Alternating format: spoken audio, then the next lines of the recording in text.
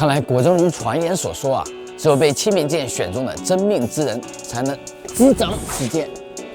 也罢也罢，别来无恙，我乃诸位旧友大伟哥。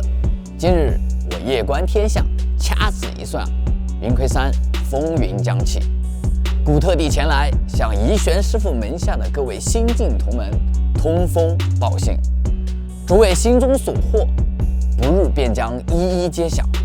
叶世元师兄下落不明，叶顺光师姐隐情难窥，而另一边，莎拉机关算尽，始祖之力扑朔迷离，天意之术幽微难测。而欲知后事如何，今日且听我等娓娓道来。此间光影，愿与诸位同赏。I never expected you'd be the hardest to let go of. The path of Baizu is never walked alone. When fate shifts, shadow follows light. Blessing and curse, joy and grief. One thought leads to heaven, the next to the abyss. Using the Creator's power would be nothing short of a gamble. Bunny with many burrows! The scales of victory are tipping our way! I call this move Bunny Slash Combo! Now, it's time to cause some trouble. Don't push yourself, Ye Xingguang. If she's the light, then I'm her shadow. If she's the saint high above, then I'm the one crawling through the dirt. New Eridu, rejoice in the return of yokai. The cost of that weapon will always be so heavy. I wonder how I'll be remembered in Eridu's history. Our mission's done. The rest is up to you now, heroes. This is the fate I chose.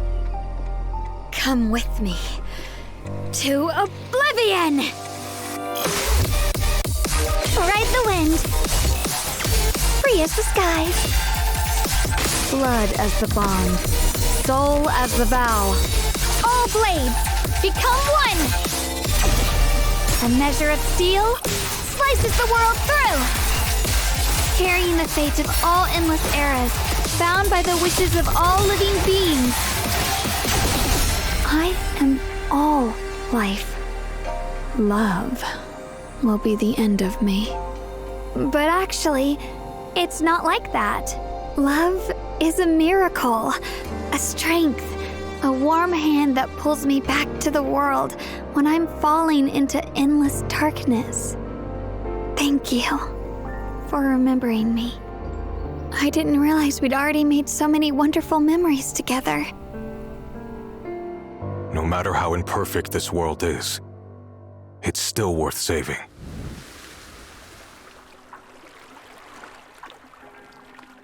大家好，欢迎来到绝区零2.5版本前瞻特别节目，我是编剧蕾蕾。神家们好，我是编剧年糕。不知道大家有没有发现，我们这次的置景有些特别，取景来自随便观的角落，而且看起来不像是那个我们眼熟的随便观，而是某个人记忆中的画面。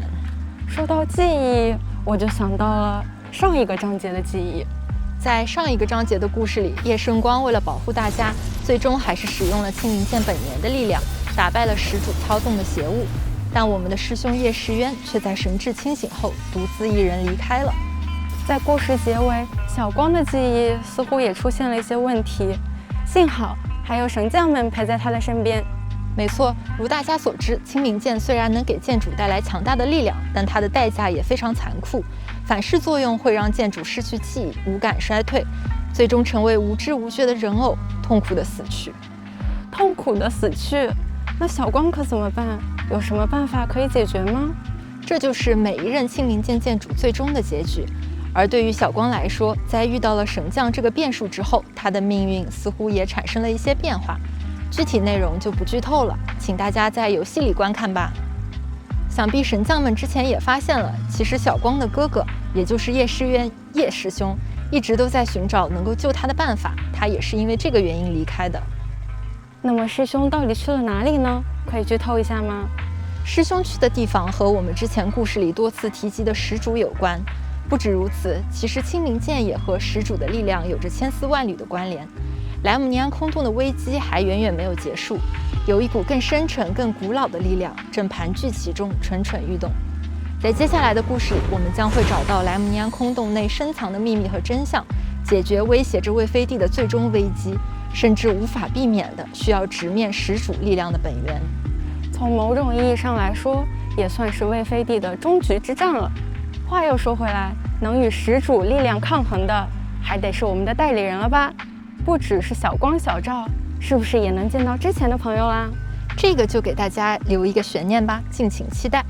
没错，接下来我们就先把视线转向小光和小赵两位代理人吧。对于叶圣光，大家应该也不陌生。小光是怡玄的徒弟，神将的小师姐，同时也是当下青冥剑的剑主。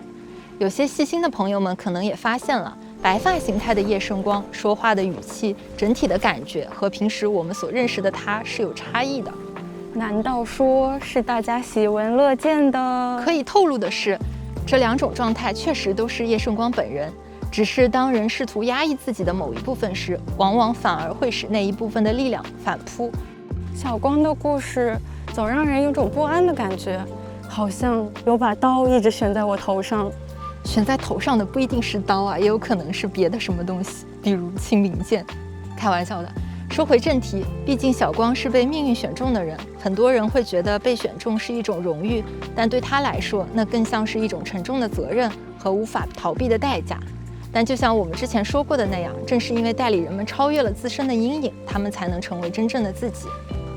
小光也是走过了最深沉的黑暗，却依旧选择拥抱光明的人呢。即使面对完全无法抗衡的敌人，他依然会坚定地挥出自己的剑。没错，也正是这样的信念，让小光最终成为了新爱丽都的虚兽。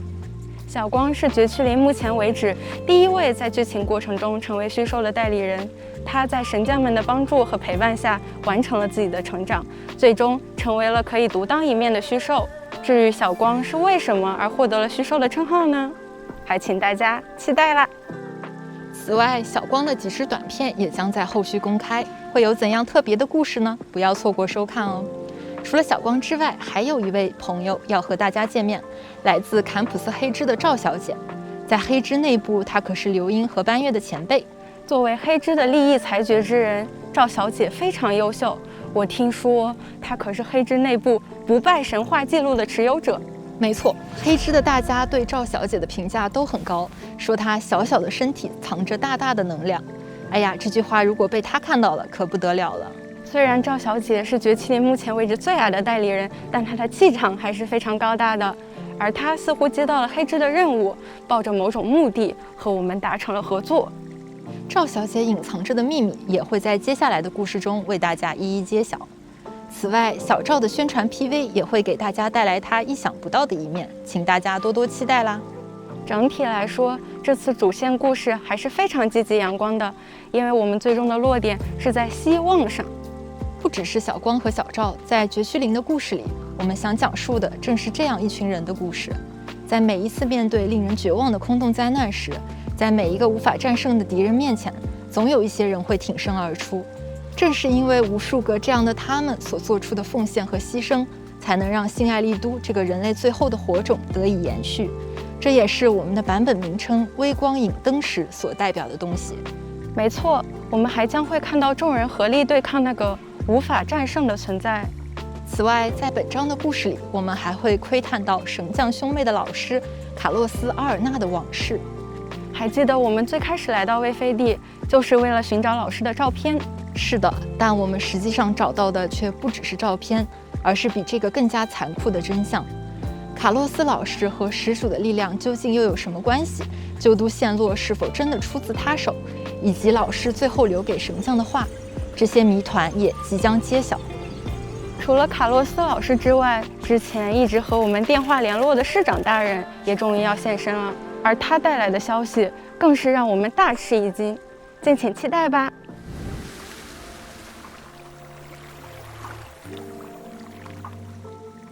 实际上，在上一章我们击退了始祖所操纵的怪物，救下叶师兄之后，莱姆尼安空洞也发生了一些异常。没错，据说因为某种特殊力量的影响，空洞内的一块未知区域出现在了众人面前。在新的主线故事中，神将们就将深入这片新区域，探索潜藏在空洞中的灰岭石矿场遗迹，解决彗蜥异常的危机。这个灰瓷加工基地规模不小啊，从残留的痕迹来看，这里曾经非常热闹呢。但昔日的辉煌已归于沉寂，只留下了一片死寂的废墟和那些可能埋藏在断壁残垣之下的宝藏。而通过隧道继续向前，神将们就会来到核心区域，一座建立在山口的灰岭石矿场。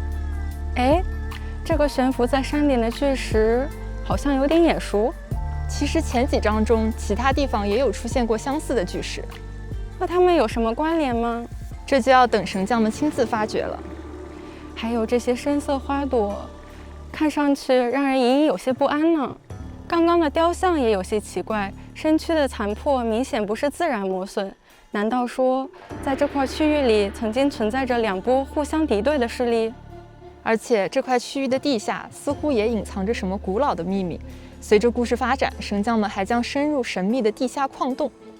这里的灰岭石明显纯度更高，不过感觉气氛也很不对劲，是有些蹊跷。但前面的区域就等新版本以后再来探索吧。但大家深入探索的时候，还请务必小心，在这片废墟的阴影里，还徘徊着一些危险的家伙们，比如会释放多个分身的彗蜥行者蜥骸。面对侵入领地的外来者，这些分身们会毫不留情地挥舞起大钳子，狠狠俯冲攻击。神将们要小心招架，才能破除他的防御。以及彗蜥使者赫斯克龙，若是想要拿走龙的宝藏，可就要做些相当的觉悟了。他会二话不说上来就向你发起冲锋，直接硬打很难伤他分毫。要看准时机挡下他的冲锋，就可以进行部位破坏，造成大量伤害了。还有镇守基地入口的彗石海鸟，至今还在忠诚地守护他们的领地。面对想要闯入的不速之客，它会远远地发射火箭攻击弹幕，如果不被彻底击败，便不会停下。这次神将们还会迎接一些具有特别战斗交互的敌人，是不同于过去红光、黄光机制的尝试，欢迎神将们前来挑战。这么多的新敌人，看起来这次的危机不小啊！哎，你刚刚是不是说过这里可能藏着宝藏？旧日的遗迹什么的，听起来就很适合寻宝，对不对？寻宝嘛，自然也要有些特殊的本领。神将将在这次主线中获得新的绝感术显象之法速，还利用它为大家解决了不少阻碍。神将可以利用新绝感术修复残垣，重现这片遗迹昔日的辉煌，发掘更多的真相。别忘了，我们是和小师姐一起探索的。除了神将，小光在新版本的香亭地图中也有特殊能力见光掠影。在空洞中遇到一些交错的残骸，难以形成通路时，小光就可以通过飞线来快速移动。大家在主线与活动中都可以体验到。小智姐果然是御剑高手，这赶路的方式好帅啊！不过说了半天，宝藏到底在哪里呢？地下区域的秘密我们还暂且无法得知，不过可以先在地面探索一番。在 2.5 版本的香亭支线任务中，神将们会在探索的终点来到神奇房间，如果恰好得到钥匙打开，就可以收获宝箱了。另外，神将们还会不时遇到一些善良的寻宝帮助，如果你对他好，他就会加倍的对你好，带着帮助他的神将直奔隐藏奖励而去。看来这次要探索的新区域还真是物产丰富啊！是的，其实不只是收获宝藏，还有一些故事也能收集。这次我们会推出新的香亭收集系统，方便大家将路上获得的奇闻异事收集起来。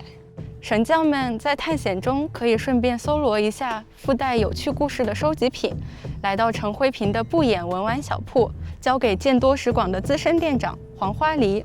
没错，不眼文玩小铺终于要开放了。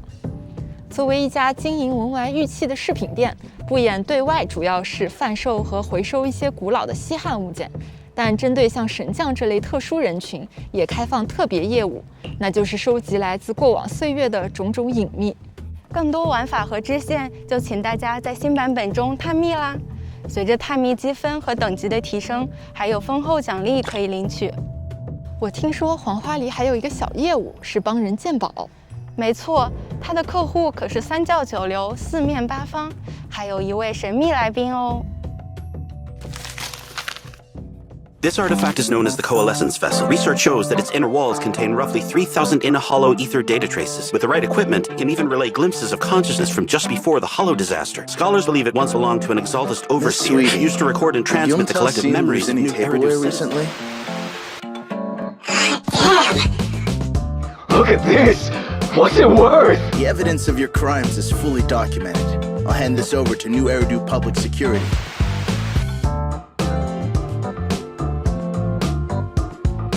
At what point did the treasure part start?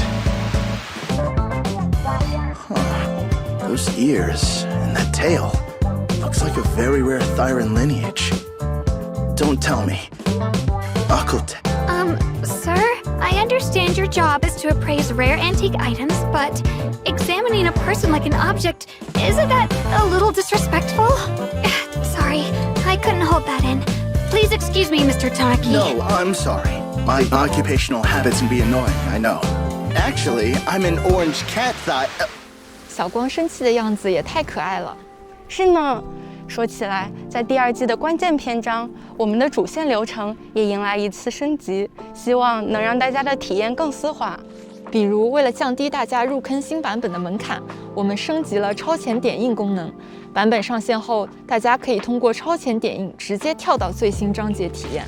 未来的一些重要篇章节点也都会加入此功能。如果大家跳到最新章后，还想要看之前的剧情，也能随时切换回去，打开神网日程界面，追踪以往主线任务，就可以回去补番啦。想切换到哪章就追踪对应的主线任务，是非常自由的。而且新版本中，神将们也能更早的解锁超前点映功能了，完成主线第1季第1章幕间就可以解锁。同时，我们也优化了前期主线历程，让神将能够更快速地通过前续主线，无论什么样的进度，都不用担心啦。最后再分享一些细节体验的调优，我们为今后上线的任务都增加了普通对话的跳过功能，还增加了对话效果设置选项，神将们可以自定义开关、文字逐个显示功能。接下来是代理人战斗相关的情报。这次呢，比较特别的是，会由战斗策划本人来带来他们的技能介绍。哦，我知道了，是瓜农卖瓜，一起来看看吧。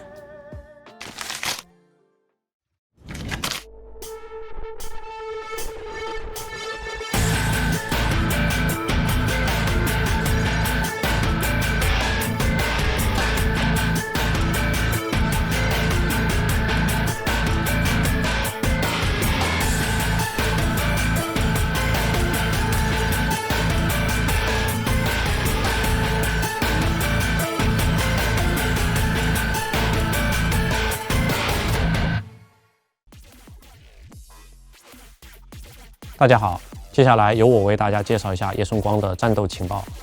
叶顺光 S 级领刃强攻代理人，领刃是小光本人独特的属性能力。当温柔之心化为决绝之刃，如同领弓的第1道双华所凝结的刀锋，展出至纯至冷的寂灭白光。叶顺光是绝学林中第1位拥有双形态的虚兽，普通状态的小光剑法已经非常精妙了。而当他与清明剑产生激烈共鸣时，白发本的小光就会登场。此时小光会进入明心境，并开启独特的以太帷幕。这期间他的战力会大大增强，对敌人造成领刃伤害，同时敌人也会被施加特殊的异伤效果。所以想要让小光发挥他最强的战力，就需要在战斗中通过各种方式让小光进入明心境，打出更高的伤害。那怎样进入明心境呢？有2种方式。第一种是通过积攒清明剑士来进入明心境。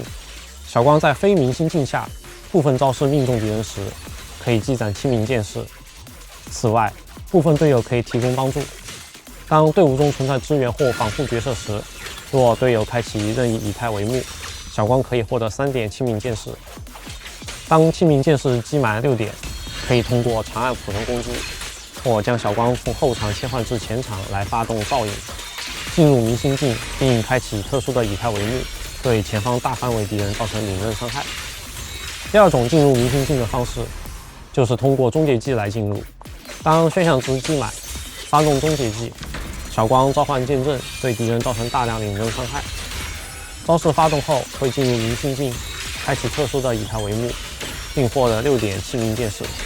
接下来就可以通过明星境下的普通攻击，打出高量级招式来消耗器皿剑士，或长按特殊技快速消耗剩余器皿剑士，造成大量伤害。在一番激战，器皿剑士消耗完毕后，可以长按特殊技或点按终结技打出最后一击，来退出明星境并关闭自身以太帷幕。若发动明星境下的终结技，不会消耗血量值，还能看到一版小光特别的帅气动画。让我们来看一下实战演示。战斗开始后，可以先操作夜神光攻击来击斩器皿剑士，也可以通过召为夜神光增加器皿剑士。击满6点后，发动召引进入明星境，开始强力输出。切换流音上场攻击，击满好评发动强化特殊技。强制打开连续技窗口，切换小光登场。小光会将此次连续技升级为终结技，进入明星境。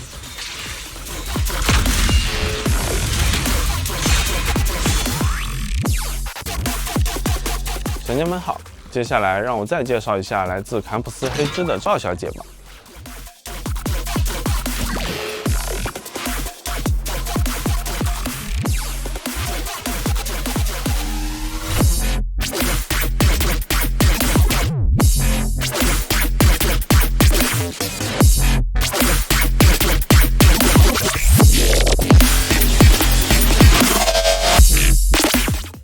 当位于前场的其他代理人造成伤害或赵发动特定招式时，他会积攒双寒值。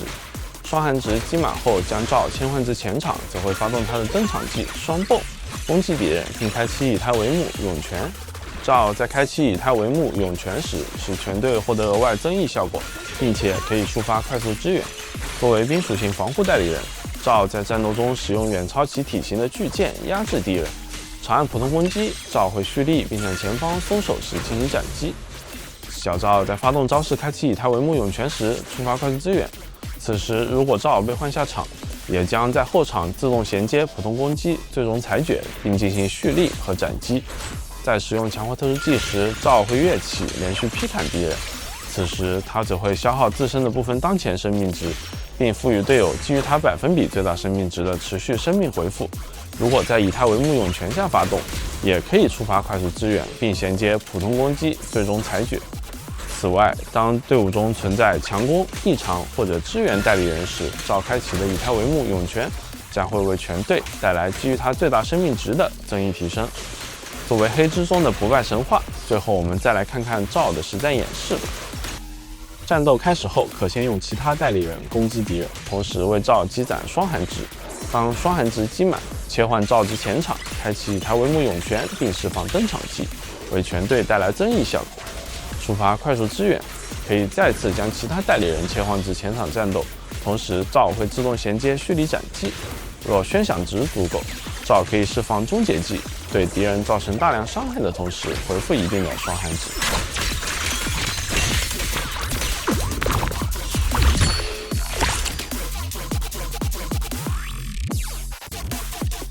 这次还有一位新的小伙伴登场，那就是 2.5 版本的新帮部牙牙。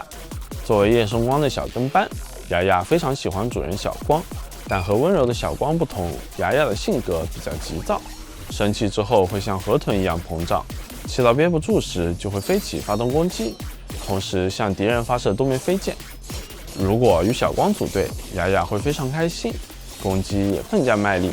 当小光进入明星境后，牙牙会尝试踩在剑上猛猛蓄力，蓄满后挥舞小剑近身敌人，连续劈砍。发动连衔技，牙牙会召唤出一把大剑向敌人奋力插去，造成伤害。新版本更新后，神家们可以在帮部频段中指定牙牙为 UP 帮部进行抽取获得。那以上就是新版本代理人和帮部的战斗情报分享。欢迎大家在版本更新后前来体验。大家如果对代理人的幕后创作故事感兴趣，我们还在后续准备了一支影像，进一步揭秘夜神光的设计历程以及开发过程中的挑战与趣事。月光预告啊，有没有抢先观看版？我这是替神家们问的哦。我已经预判了你的预判，提前叫他们准备了一段，那现在就一起来看看吧。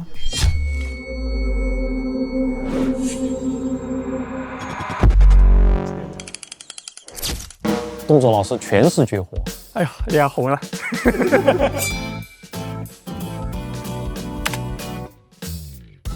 这次我们希望能够在机制上有所变化，应该有一种更纯粹的颜色，用作此时特效的主基调，一拍即合。其实一开始看到这么有张力的特效，也是无从下手。此剑所向，山海无阻，荡尽诛邪，大概就是这种感觉吧。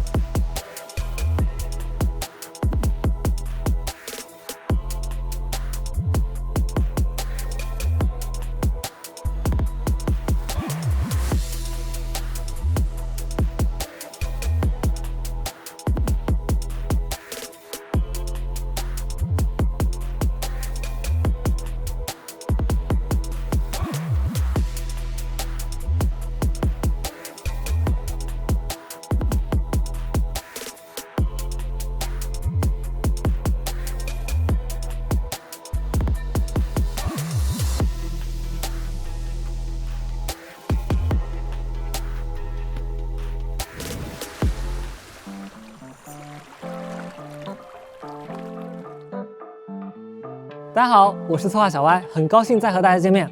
大家好，我是策划小鱼，也非常高兴和大家再次见面。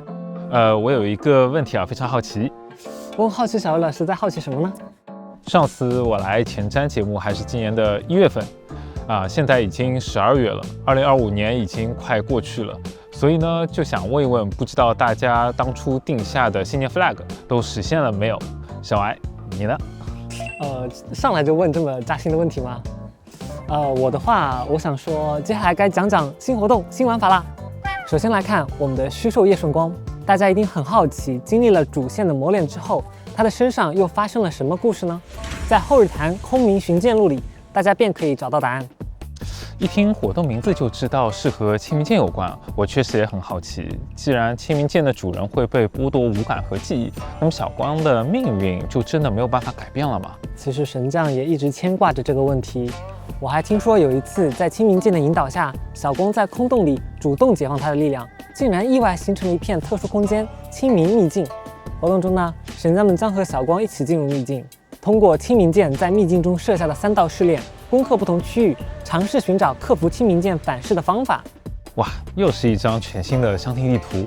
这里是清明剑以自身力量展开的一片秘境，虽然也属于空洞的一部分，但又有许多不可思议的地方。咦，怎么福福师姐也在？哇，你不是福福师姐，你是谁？在秘境里，好像大家喊他恶虎呢，究竟是怎么回事？这里还是先卖个关子吧。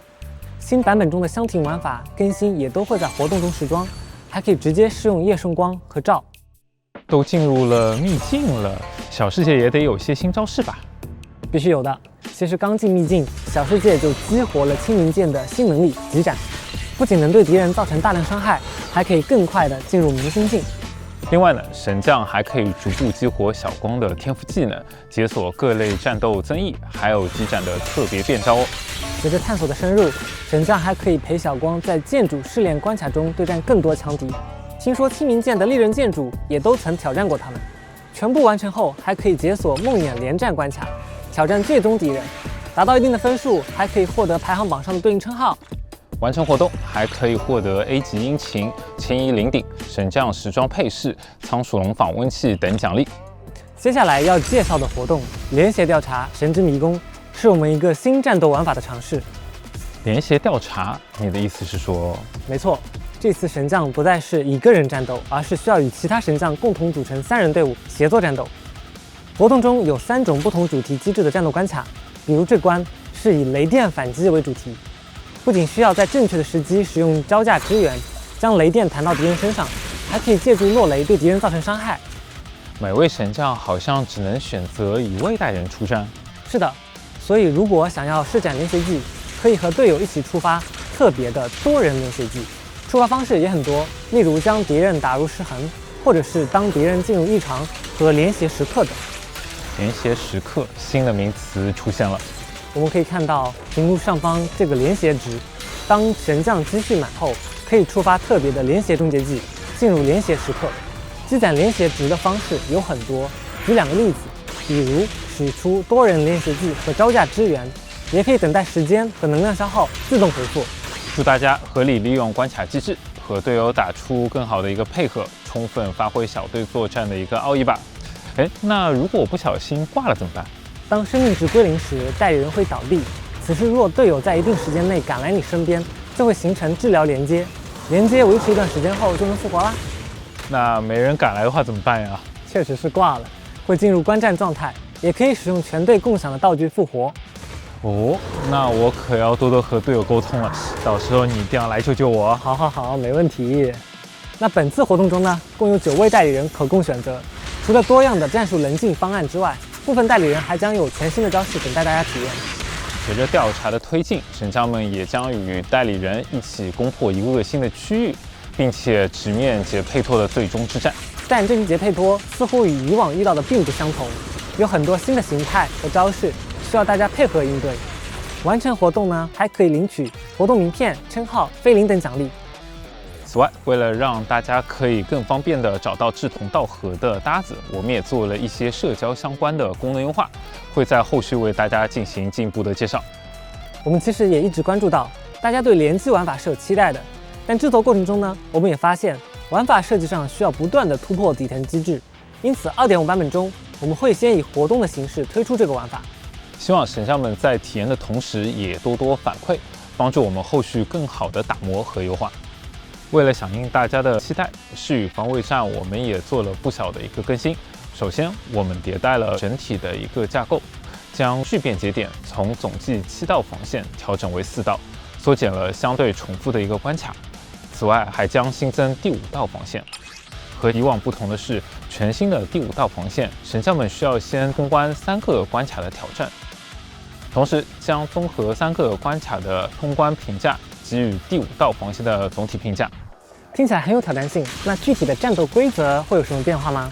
有的，在第5道防线的各个关卡中，我们也加入了全新的评分机制。在第5道防线的战斗中，大家击杀和对敌人造成伤害可获得一定的积分。在现实内，更快的击杀敌人和对敌人造成伤害，能够获得更多的积分。通关后会根据累积的积分获得对应的一个关卡评价。此外，第5道防线中的各个关卡均有不同的关卡环境 buff， 已经挑战过的代理人就无法在其他关卡中出战了。明白了，需要精心安排出战顺序。对了，那奖励方面呢？整体进行了改造，对奖励会有什么影响吗？神将们不必担心，考虑到新增了全新的一个挑战模式，改版之后的誓与防卫战整体奖励相比之前都会有所增加，并且此前的减负设计也会继续保留。若在上一期第5道防线获得 S 评价，那可以直接通关当期的前3道防线。我们再来看看危局强袭战吧。新的一期开启后，不仅有新章节首领加入，还将上线配对指引功能。神将们可以在其中的神网精选页面查看其他神将分享上传的阵容和打法思路，应用在自己的挑战当中。好不光可以省去编队的烦恼，还能学习借鉴其他神将思路。但每个神将的培养情况可能都不太一样，有没有更针对性的阵容建议呢？这时候就要讲到配对指引的另一大功能——智能推荐了。在这里可以让 Fairy 根据神将已有的代理人直接生成适合自己的配对推荐和打法解析，从容地进行挑战。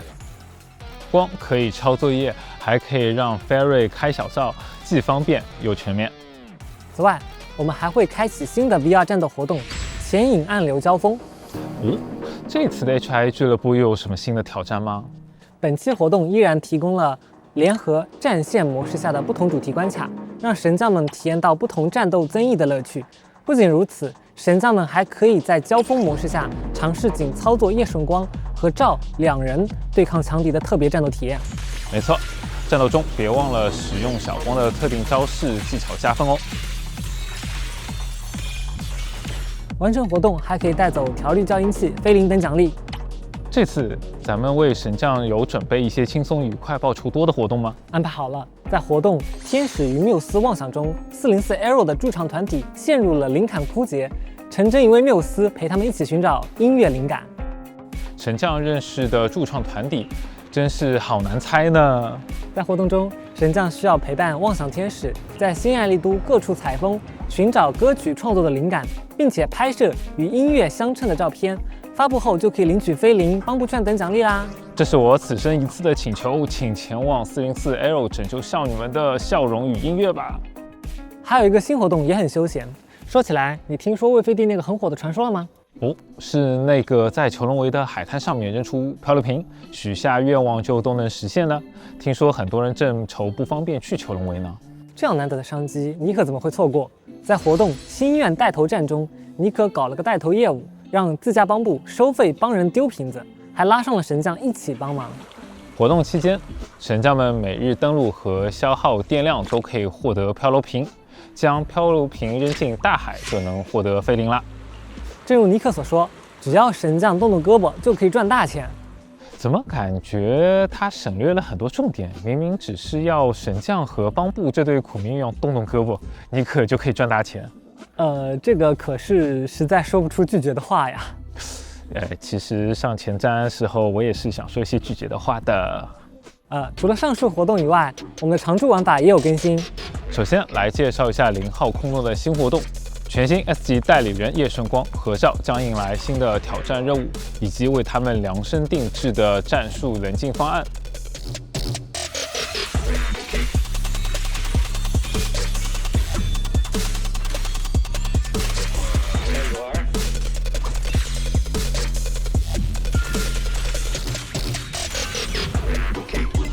相应的，祸首歼灭战也将一并追加全新内容。欢迎神将们前来挑战，获取菲林等活动奖励。神将们熟悉的双倍活动也一定不会缺席。活动期间，区域巡防和实战模拟师的材料掉落都将迎来双倍 up。区域巡防还将有新的关卡追加，挑战可以获得新增的驱动盘系列、沧浪行歌和流光咏叹套装。还有，我们也对驱动盘做了一些减负项的优化。大家知道，在高级调力时，可以使用调力校音器来定向驱动盘的主属性。在新版本中，我们将进一步增加附属性定向的功能，让神将们能更精准地调律出想要的驱动盘。太好了！那用什么样的道具可以进行定向呢？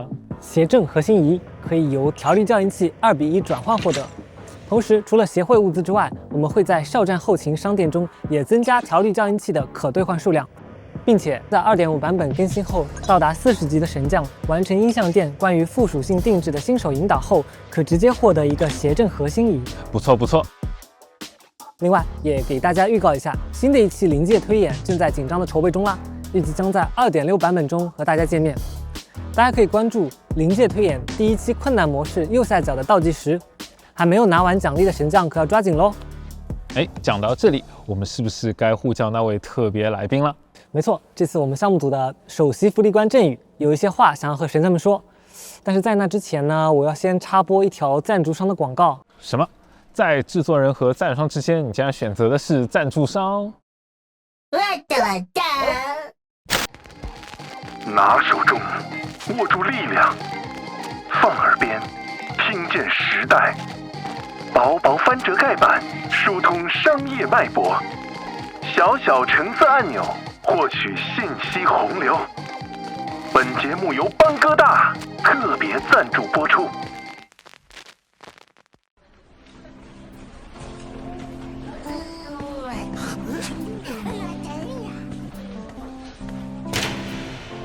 大家好，我是振宇，好久不见。不知不觉中，《绝区零》第2季已经过半。随着故事的推进，我们即将来到这一季最重要的时刻，与各位共同见证虚兽的诞生。这一路走来，我们尝试变革，也遭遇到很多挑战。在各位的支持下，我们得以编织出这一段难忘的旅途。为了回应各位神将这份支持，同时也是向大家传达制作组在角色这件事情上持续投入的决心。本次2.5版本，绝区零将推出代理人伯尼斯、11号、格丽斯的补强。在新的招式加持下，他们带来的战斗体验将得到革新。同时，我们还会推出新的补强系统——潜能影像，作为配套进一步强化代理人。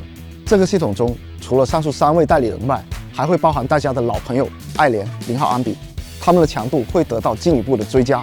也就是说，本次有5位代理人会被增强。希望各位神将在和老友们的重聚时，感受到新爱丽露的这份长情。关于老角色的强化，制作组和我一直都有密切的关注神将们的反馈，我们也真切听到大家对此的呼声不止于限定角色。因此，在不久的将来，我们不仅会继续推出限定角色的补强，更将逐步覆盖全部的常驻角色。在 2.5 版本这个特殊的时刻里，我们觉得一同见证虚兽的诞生还不够，更希望与神将们一起在这次的冒险里助他一臂之力。所以我们还准备了一份特殊的礼物。2.5 版本更新后，神将们登录游戏即可领取限定代理人照，同时代理人直升40级的养成材料也会一并送上。他不仅是制作组的心血，更是这位新虚兽的得力队友。愿他能在战场上守护各位神将，让大家旅程更加轻松。除此之外，还有一份薄礼，也希望大家喜欢。代理人简全新时装逆光夜曲会在更新后上架商城，并在 2.5 版本期间维持100%的折扣。神将们登录即可限时免费领取。此外，我在这里还想和大家分享一条好消息，在神将们一直以来的认可和支持下，绝区零在前不久公布的 PlayStation Partner Award 中获得 Grand Award 奖项，谢谢大家！为了庆祝获奖，也为了感谢大家的支持，我们准备了一份特别的回馈礼：1000菲林。1月1日12点起，神将们登录游戏即可前往邮件领取。希望各位神将共同分享这份喜悦。最后，在今天的前瞻节目结束后，2.4 版本游戏内将直接开启特别活动，虚兽加冕之时，神将们今天就可以参与签到，获得累计480菲林。参与晚夜活动预约 2.5 版本，还可以再领取320菲林以及其他奖励。当然，我们的老朋友上下半签到活动也不会缺席。神将们完成签到，可分别获得10枚加密母带和10张颁布券。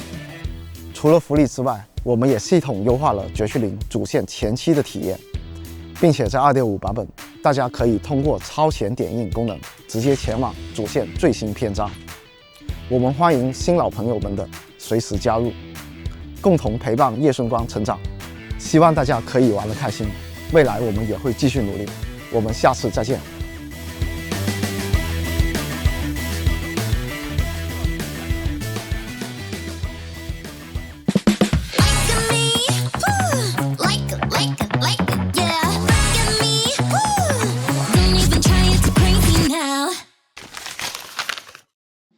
那看完了上述新内容，咱们也是时候介绍一下调频的信息了。与以往不同的是，这次我们做了一些特别的安排，相信神将们都很想尽快与2位新代理人见面，因此我们将在版更后同步开启2位全新代理人的独家频段和殷勤频段。没错，在整个版本期间，神将们都可以通过独家频段、光落于指尖和殷勤频段、喧哗奏鸣获取限定 S 级代理人叶圣光以及 S 级殷勤云尼孤光。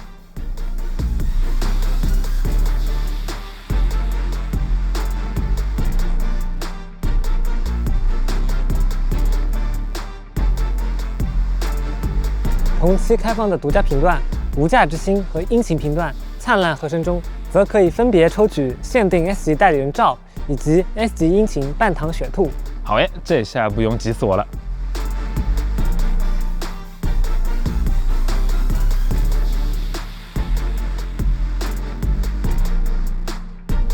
另外，本次的复刻调频也有所不同，为了能让神将们精准地获得心仪的代理人，我们将在版本下半期推出特别的独家重印频段，在该频段中首次获取的 S 级代理人必为定向代理人，并且爱丽丝、0号安比、药佳音将同时在该频段复刻，神将们不要忘记前往定向啦！既然如此，他们的殷勤自然也少不了。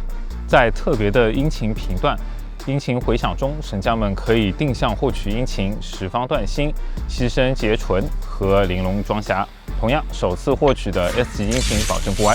神将们可以在频段开启期间随时更改定向的目标，该频段累计的数据将会提成，以及在独家重印和殷勤回响频段中，首次10连调频还会享有89优惠。补充说明一下，在以上复刻频段累计调频的次数，当后续再次开放同类调频时，其累积调频的数据将会继承，与其他限定频段则会分别计算。具体规则可以在游戏内查看详情说明，不要错过喽。大家熟悉的新代理人神网头像、新来事件以及相关动态壁纸也会一并更新。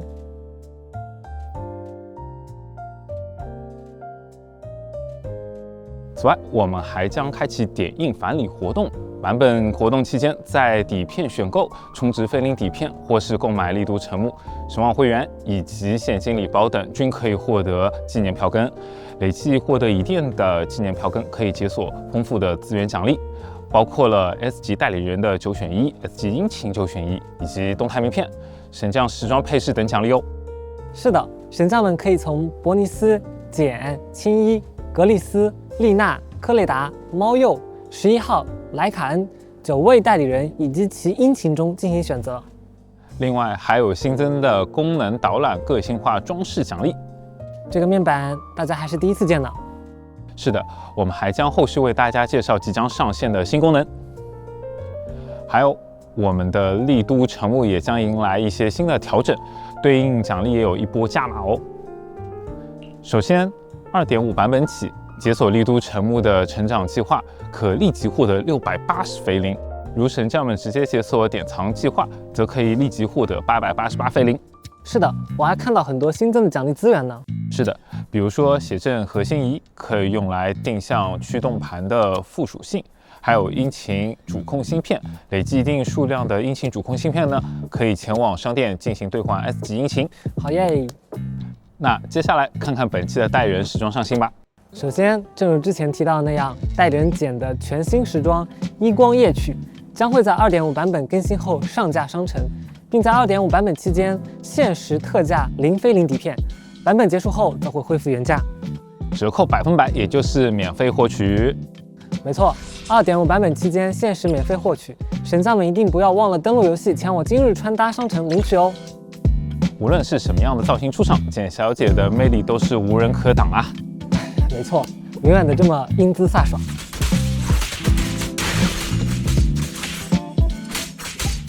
熟悉的朋友都有新装了，当然也少不了我们的新伙伴。在 2.5 版本更新后，我们还将上架叶顺光的时装暖霞时光，神将们可以前往商城进行购买。这个装扮很适合在天气好的日子里一起散步呢。这样可爱的小光，相信神将们并不陌生，还一起创造过非常多的回忆呢，还能创造更多。是的。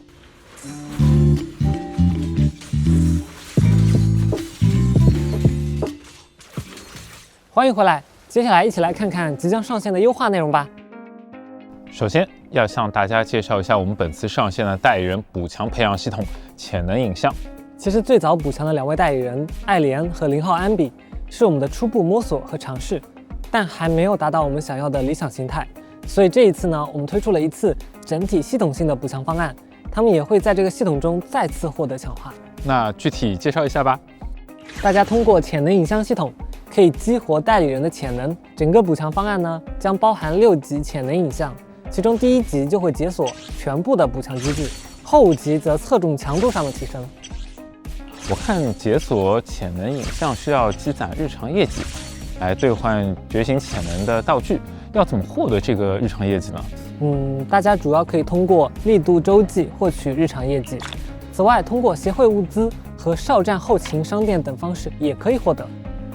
而且我们还准备了代理人补强的试玩关卡，来帮助大家快速上手代理人补强后的新机制，完成试玩关卡还可以获得大量的日常业绩。迫不及待想玩到这个补强后的角色了。其他常驻代理人的补强方案也将会在后续版本陆续上线，大家如果有什么期望，也欢迎给我们反馈啦。除此之外，潜能影像商店里也可以兑换过往1年前由活动产出的限定殷勤和帮布。那现在的话是可以兑换到 1.3 版本及之前的活动限定殷勤和帮布咯。那之前遗憾错过的可以再来这里看看啦。再来聊一下战斗表现的优化，大家期待已久的伤害跳字整合功能即将在 2.5 版本上线了。合并后，战斗中不仅画面更加清爽，少了一些遮挡，也能更清晰地看到一段时间内自己的攻击招式所造成的总伤害数值。还有敌人的动画和特效也更一目了然了，性能上也会有一定的提升。神将们可以在游戏的设置里自由切换啦。另外，我们还将推出一些全新的社交功能。我问一下，不会强迫大家社交吧？放心吧，只会强迫你上前瞻节目。不好吧？首先，我们新增了神将前哨站系统，大家可以在这里建立与加入多个感兴趣的站点，与同好分享和交流。加入任意站点后，还能开启神网的新板块——动态情报版。大家可以在此发布与接取代行委托。这才是神网嘛！终于可以作为神将发帖了。不过，什么是代行委托？如果遇到一些委托自己不方便处理，就可以邀请站点内的神将们帮你完成。发布代行委托时，会预扣除所需的电量或者挑战次数，无需自己挑战，由朋友们代行完成后，神将们就能去情报版直接领取委托报酬了。当然，帮其他人完成委托也会有奖励获取哦。这个好，以后这几类的委托就可以找站点内的朋友们帮忙了。不帮互助嘛。还有，我们在主界面快捷栏中新增了功能导览。我们以神将的日常为逻辑，将大家高频使用的功能一目了然的都整合在了一起，像是仓库啊、预设编队啊这类大家常用的功能，还有一些原本需要传送的店铺，这样都可以通过这个功能导览进行快速的前往。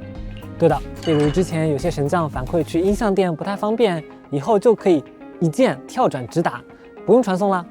我们想让大家的日常游玩操作更加的便捷，同时呢，也是为了后续会推出的一些拓展功能打好地基。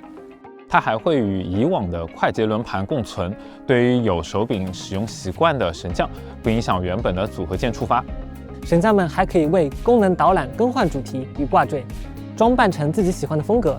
除了上面提到的丽都城墓之外，也可以通过神将前哨站的商店等获取心仪的装扮。好这个是我最喜欢的一个绝味时尚。再来看看随便关吧，德丰大鸭将有3个神将时装配饰上新，欢迎感兴趣的朋友们前来兑换。此外，我们还加速了百通宝的获取效率，将其双周上限5000改为单周，让神将们能更快的积攒百通宝，更早兑换到想要的奖励。在此也提醒一下大家，我们从减负的角度考虑，百通宝云雾辉的周期商店 2.5 版本更新时会停止更新，想要兑换材料的神将们记得尽快来扫货。此外，为了让神将们的日常体验更轻松，我们还为实战模拟室添加了扫荡功能。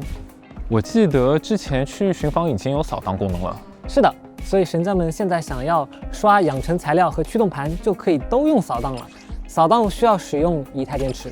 以太电池就是那个在丽都城墓里可以领取到的道具，对吧？对，而且 2.5 版本起还可以使用电量和储值电卡来合成以太电池。储值电卡呢，则可以通过哨站后勤兑换等方式获取。好确实方便了许多。不过其实之前扫荡区域巡防，神将们用的都是维多利亚家政券。为了避免功能重复，我们会转化维多利亚家政券，直接将神将仓库中已有的以及未来在0号空洞玩法中可以获取的家政券，都等比例的转化为以太电池。用以太电池不仅也能扫荡，还能增加扫荡的范围，这个转化听上去不亏。驱动盘相关的体验呢，我们也做了一些优化，不仅是前面提到的驱动盘附属性可定向，大家来音像店调绿也更容易了。从新的功能导览界面，还有驱动盘装备等界面，都可以一键跳转直达。在驱动盘装备界面，如果系统推荐里大家使用率比较高的驱动盘，神将恰好拥有，还会优先展示在前盘。区域巡防也会有新的设置功能，神将们可以设置好自动拆解条件，以后不想要的驱动盘就会被自动拆解，不用再去仓库手动选择拆解了。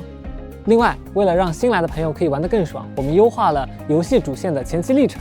是的，我们调整了主线序章到第2章的历程，把关键剧情衔接做得更紧密，部分功能也从主线中拆了出去，不再依赖主线推进去解锁，让新神将们可以快速的连贯的体验到核心故事，不再被其他内容打扰。这些功能剧情我们收纳到了关键支线内，神将们达成指定解锁条件后，随时可以自由开启。还有，我们将超前点映功能的解锁从第2章结束提前到了第1章结束，也相应调整了整体的流程的体验节奏，这样大家就可以更快的体验到最新的一个剧情啦。希望神将来到 2.5 版本，体验更加顺滑，上手更加轻松。欢迎新朋友随时加入，也期待老朋友回来看看。还有呢，我们听到有许多神将说想在街区拍摄代理人，所以本次我们额外新增了第三人称自由拍摄功能，让大家一次拍个爽。终于可以给心爱的代理人拍照了吗？相信神将们一定会喜欢这个优化的。是的，最后我们同样也会持续优化包体的大小，在资源管理功能中，不只是视频，神将们能管理更多的其他资源。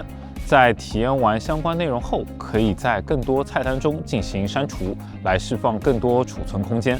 好的，那讲了这么多，现在我们静一下休息吧。神将们不要走开，马上回来哦。命苦啊，临时被你拉来充军，我真的是服了。下次要不要来找我了？我本来觉得自己过来应该讲是从从容容、游刃有余，结果一上台就是匆匆忙忙。连滚带爬，辛苦了。哎，好像新闻上有一条帖子要爆了。劲爆黑之高层赵小姐私底下吃素视频流出，我看看。哎，真可爱呢。我就说兔子就是吃素的，没想到小赵私底下也是那种青菜萝卜都来的。哎，此视频为 AI 生成，不是本人。哎，谁发的信息？谁在监视我们？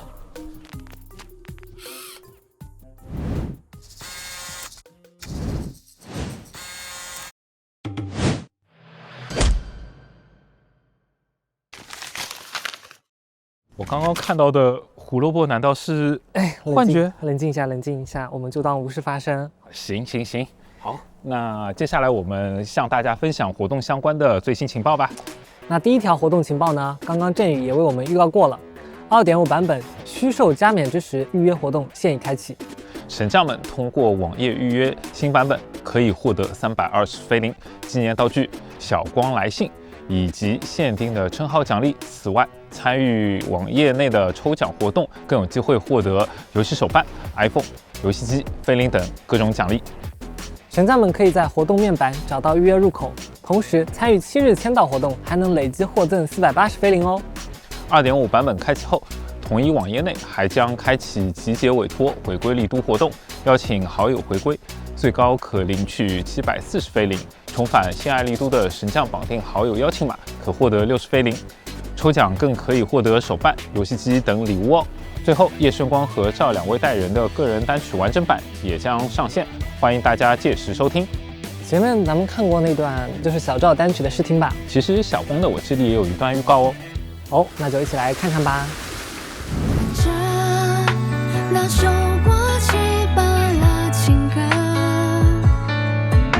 就能会辗转反侧，该如何挣脱逃离这眼里我的心？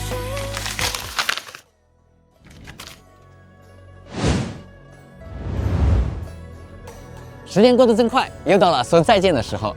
非常感谢大家的收看。到了2.5版本这么重要的时刻，振宇还有什么想对大家说的吗？新版本很快就要和大家见面了，它承载着我们这段时间全部的心血，也包含了我们对未来的一些新想法。非常感谢每一位陪伴着新爱丽都走到今天的神将，也希望2.5版本能给大家带来一些不一样的快乐。我也期待接下来的绝区0会带给大家更多惊喜。那么最后也希望神将们能够陪伴小师姐叶顺光踏上属于他的虚兽之路。绝区0 2.5 版本微光影灯时即将上线，12月34日我们不见不散，拜拜。